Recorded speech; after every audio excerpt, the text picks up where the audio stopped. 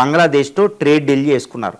అది ఎంతటి dangerous deal అంటే ఇండియా ప్రయోజనాలని తుంగలో తొక్కే ప్రయోజనాలు అన్నమాట. చాలా డేంజరస్ ట్రేడ్ డీల్ ఆయన కుదుర్చుకున్నారు. ఎందుకంటే దాని మీద ఉన్న ట్యాక్స్లని 0%కి తగ్గించారు. పైకే కనిపిస్తుంది అది. అంటే 19% టారిఫ్స్ ఉంటాయి బంగ్లాదేశ్ ఎగుమతుల మీద.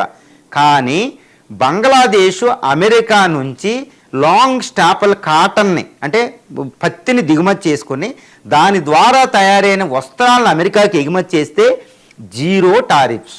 ఇక్కడ అసలైన విషయం అనమాట. అంటే బంగ్లాదేశ్ ఎగుమతి చేసే దాని మీద వస్త్రాల మీద 0 టారిఫ్స్ ఉండబోతున్నాయి. ఎందుకంటే బంగ్లాదేశ్ ఎక్కువగా కాటన్ చాలా తక్కువ పండుతుందండి బంగ్లాదేశ్లో. ముఖ్యంగా కాటన్ అంతా ఇండియా నుంచి తెచ్చుకోవాలి, లేకపోతే అమెరికా నుంచి తెచ్చుకుంటుంది. కాటన్ ఉత్పత్తిలో కూడా అమెరికా 3వ స్థానంలో ఉంది, గుర్తుపెట్టుకో. లాంగ్ స్టాపుల్ కాటన్ అక్కడ నుంచి ఇండియా ఇది ఇంపోర్ట్ చేసుకుంటున్నాం. ఎందుకంటే ఇండియా కాటన్ ప్రొడ్యూసర్లో ప్రపంచంలో అతిపెద్ద స్థానంలో ఉన్న ప్రొడ్యూసర్ అయినా లాంగ్ స్టాపుల్ కాటన్ అనేది ఉండదు.